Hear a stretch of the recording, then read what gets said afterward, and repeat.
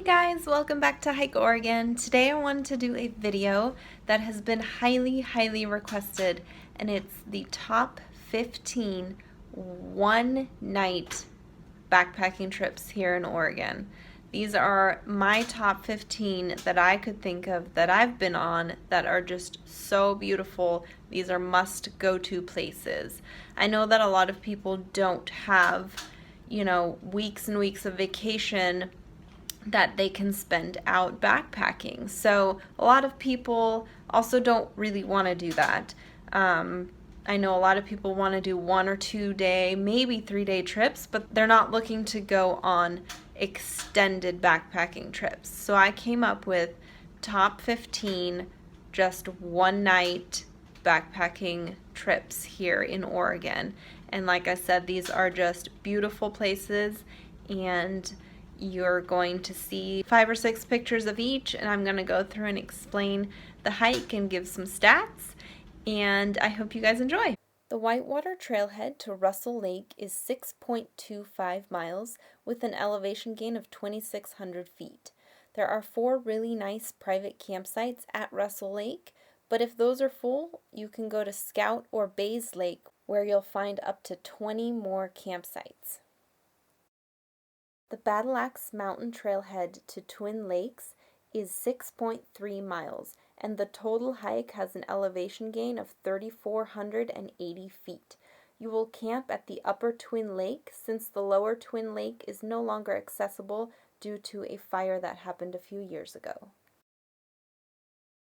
Green Lakes is a partial loop hike of 11.25 miles with an elevation gain of 1,660 feet.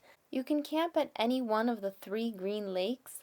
The larger Green Lake has amazing views of South Sister, however the upper smaller Green Lake is much more private. From the Park Meadow trailhead up to Golden Lake is 6.7 miles with an elevation gain of 2,010 feet. Golden Lake is an amazing place to camp with views of the Three Sisters, but if you don't want to hike that far, you can camp at Park Meadow with a great view of Broken Top. Timpanogas Lake to Cowhorn Mountain is a 12.2-mile loop, and you will gain 3,040 feet elevation during this entire hike. Indigo Lake is a great place to camp, however, it's only a few miles into the hike, so if you camp closer to Cowhorn Mountain, you will get an awesome view of Indigo Lake from above. Moraine Lake is one of the shortest hikes I will talk about today, and it's great for your kids' first backpacking trip. It's only 3.1 miles from the trailhead up to Moraine Lake, and at the lake you will have amazing camp spots with views of South Sister across the lake. Waldo Mountain Lookout is a loop hike, but it's only 4.4 miles from the trailhead up to the lookout hut. You will gain 2,520 feet elevation, and you can camp inside the hut if it is open, or you can set up your tent right next to the hut with great views of Waldo Lake and the Cascades. From the Todd Lake trailhead up to the Broken Top crater, it is 6.6 miles, and you will gain an elevation of 2,430 feet.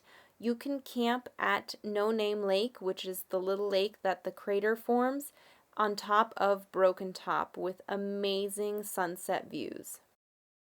From the trailhead at Santiam Pass up to Santiam Lake, it is 6.25 miles, and you will gain an elevation of 1,400 feet.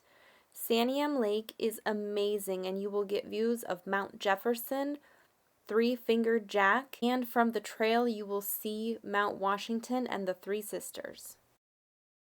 Irma Bell Lakes is a 9-mile loop with an elevation gain of only 1,920 feet throughout the whole hike.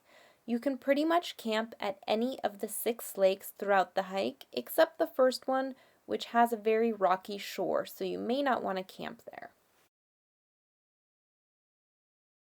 This 13.3-mile section of the Pacific Crest Trail from Santiam Pass to Rockpile Lake is amazingly beautiful, passing Three-Fingered Jack and multiple lakes.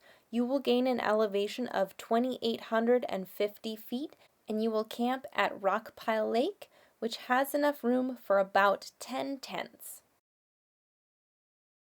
Scott Trail to Obsidian Loop is a total of 17.4 miles with an elevation gain of 3,570 feet. You can camp anywhere along this loop.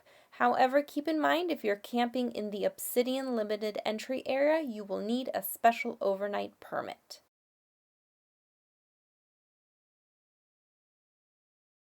This 10.2-mile hike gives you a special look at Waldo Lake's south shore.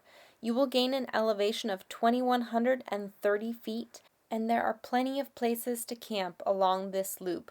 You can choose from camping by the lake to camping in a beautiful meadow. From the trailhead to Camp Lake, it's a total of 7 miles with an elevation gain of 2,430 feet. There are a few creek crossings along the way, and once you arrive at Camp Lake, you can lay out on its sandy beach or go explore a glacial ice cave on the opposite side of the lake. This section of the Pacific Crest Trail from Willamette Pass to Bobby Lake is 10 miles with 1,520 feet elevation gain. You will have amazing views of some high Cascade lakes. You can eat lunch in a ski shelter, and once you get to Bobby Lake, you will not want to miss watching the sunset sitting on a beautiful rock. Thank you for watching this video, and I'll catch you on the next adventure.